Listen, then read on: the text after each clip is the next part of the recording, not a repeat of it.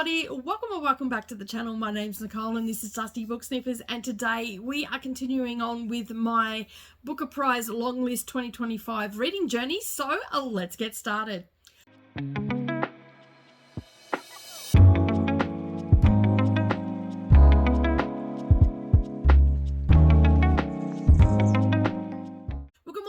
Everybody, and welcome back to the channel. Thank you for taking some time out of your day and spending it with me while I prattle on about the book that I have just finished literally half an hour ago, and I had to jump on here and talk to you about it straight away. The book that I'm talking about is called Love Forms by Claire Adam, and this book really hit home with me. So Chris was right when Chris said that I'm going to love it. I actually did. It didn't jade me or anything like that. I had a great time with this book. Now, if you can say it's a great time, I will try to explain myself why I had such a good time with this. Well, we have a 58-year-old woman. Her name is Dawn. She was born in Trinidad Tobago, and she has grown up there, and then she made a mistake, as they called it, when she was 16, and she found herself as a unwed mother, and subsequently she gave up her daughter for adoption. Now, we find this out pretty quickly in the book, and then we are basically going along the ride with going backwards and into the present time, and then having some memories that Dawn is trying to put forward. Now, the memories that we get, you don't know if they're actual memories or whether she has glamorized situations and stuff like that. So, and the reason I say that is because Dawn actually says to us as we're reading along, I'm not sure, but this is what happened, and then she'll tell you what the memory that she remembers. So it's sort of looking at the through her eyes of her memories and how she has remembered and hasn't remembered, and how this trauma has affected that in certain ways.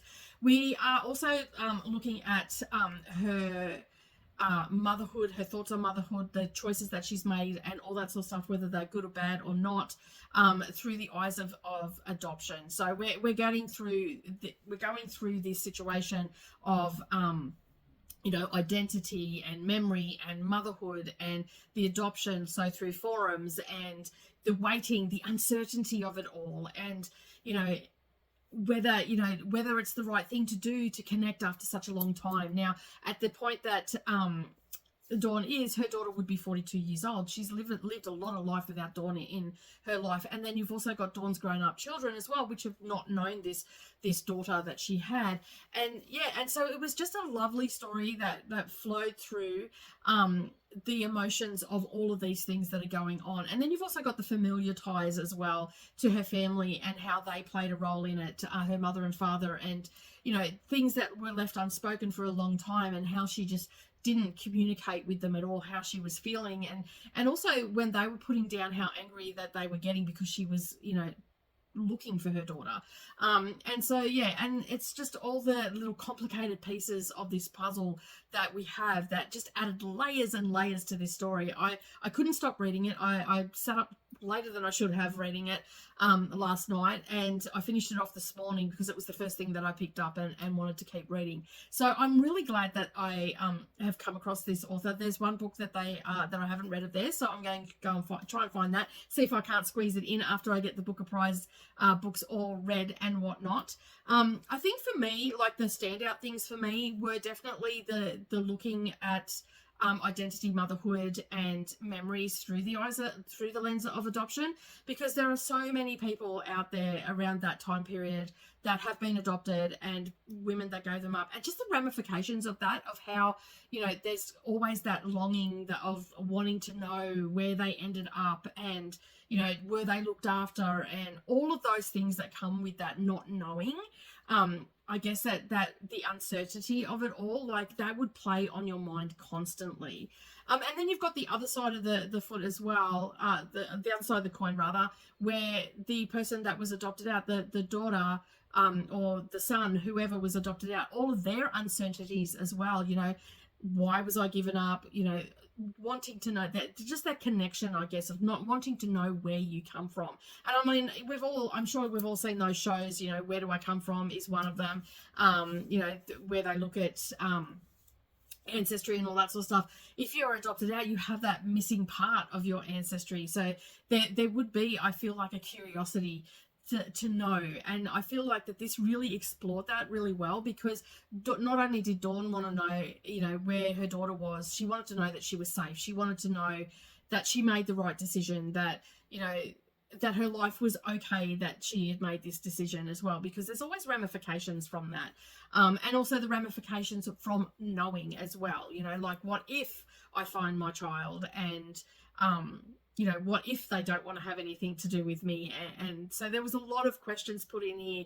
And then, as I said, we've got those layers from the family as well, like Dawn going through her life not knowing whether other members of her family knew about it or not, or whether it was just something that her and her father had done. So there's lots of questions that Dawn had, and there's lots of things that happen in her life that, you know, certain people put blame onto her for, and she also accepted that blame without really standing up for herself. And there were certain parts in the book where I'm like, I wonder if Dawn is hearing this, you know, that, you know, certain people are talking and yeah. And then also, like, I am jumping around a bit, so because there's just so many things that stood out to me on this. And also being a 16-year-old child and going through that trauma and not having you know, because it was the done thing back then. You sent the child off, or the young woman off to God knows where, with no family, no support or anything, often in horrendous situations and stuff like that.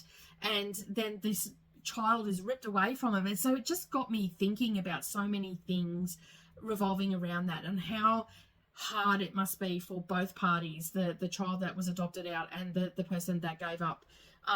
You know, and also just thinking about different things that were done to young girls back then, and the trauma that they went through, and how they didn't really get any healing from it. So in a way, this is Dawn's healing story, because she's working through that process, and we go through the process with her until ultimately we get to the end of the book. And Claire Adam does not tie everything up in a neat little bow either, which is great to see, because, you know, sometimes these stories, they either end with a happily ever after, or they don't end at all. There's still that longing and all that sort of thing. So I really appreciated the way that the author wrapped this up. I'm not spoiling anything, so or anything like that. So it just, yeah, it also added more to the book in the way that it ended as well. It was just, I closed it and I'm just like, this was a wonderful story. It was beautifully written. The main character was flawed, and we got to see those flaws. We got to feel her longing, her expectations. We got to feel everything, and I just think it was beautifully written. And it definitely tugged at, it didn't make me cry, but it definitely tugged at my heartstrings, and it definitely made me think about all the different sides to a story like this. Of course, you know, this is all fiction and whatnot, but it makes you think, and I really appreciate it when an author can do that for me, make me just sit back and go, wow, this was really powerful.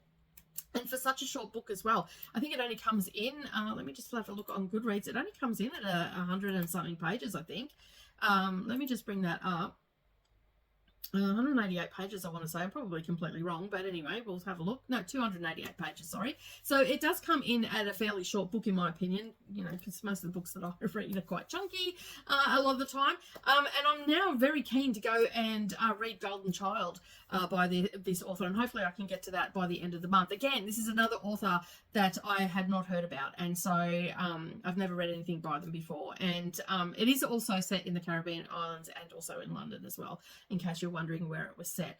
So, you know, 288 pages is not a lot of pages to read, especially when it's such a powerful and moving story.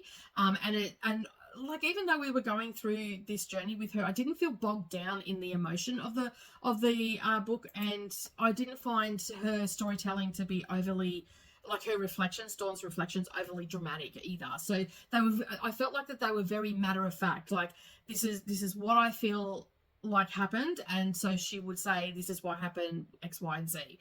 So I didn't find, because, you know, like sometimes you can get reflections in a story, and they can feel very dramatic. This didn't feel dramatic. It felt like she was questioning her memories in some ways. So I had as I said, I had a great time with this book.